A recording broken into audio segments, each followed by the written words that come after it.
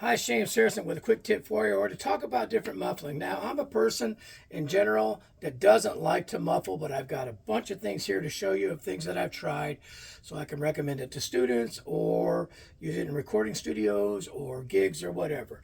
I prefer not to muffle at all, but if I do, here's some things I've tried and I'll tell you what I think. The number one thing that is so convenient and so easy, a roll of gaffer's tape. This type of tape works very, very well. You can do a lot of things with it. We'll do a separate video to explain how that works, but you can check it out. Move that out of the way. Another one that's really popular now by Tandem is the drops. Okay, this is 120 gram. That's this size right here.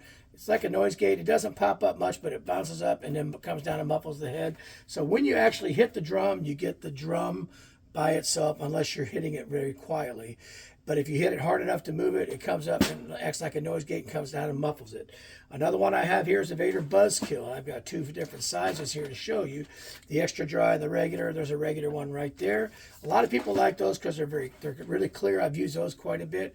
The Remo Control Sound Gels. They're look like this. Again, it's a form of a gel. Now both of the gels that I have here, the Remo and the Vader, they're on the head. They move with the head the entire time.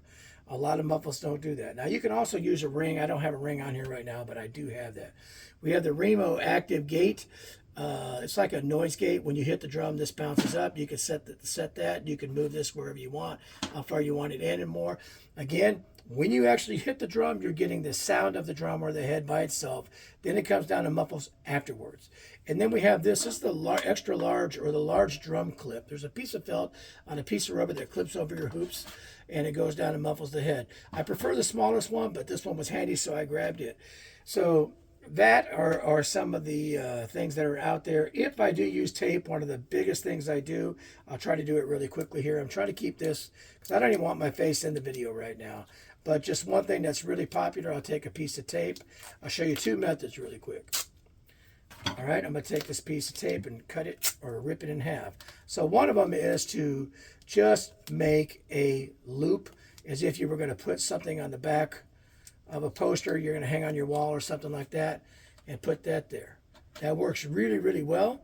And then the other one is to put it down, press it, come back and fold it, and then put it down again, and you've got this little wedge. And I call it a ridge. You can do, it looks like waves. You can do one ridge, two ridges, three ridges, or whatever. It works really, really well. It's very popular with studio drummers and whatnot. Comes right off after a gig, and it works well. So those are the most common methods I use. I will say, because of the video age, you're seeing a lot more muffling than you ever saw before. Some of these drums that I see in the videos, some of the cymbals and drums, they got muffling on everything, and it's super dry.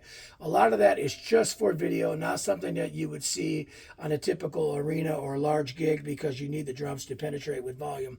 And even with miking, sometimes when the thing's super dead, you have to really, really put it out there, and then they artificially put some kind of delay or reverb back in there anyway. But these are 7 of the most common methods of muffling. They all work well. I tend to prefer the tapes or the gels because they're easy to deal with. But I've newly gotten into this tandem thing, and so far I like it because I feel like it doesn't over muffle, and I kind of like that. And while I've got this running, I will just say that they have 4 sizes. I bought 3. 40 grams, 60 gram, 120 gram. They also have a bigger one. It looks like a wallet. It's about 200 grams. But that's the muffling that I usually use on a basis, and we'll do a quick video with each of them. Keep looking for it. Thanks.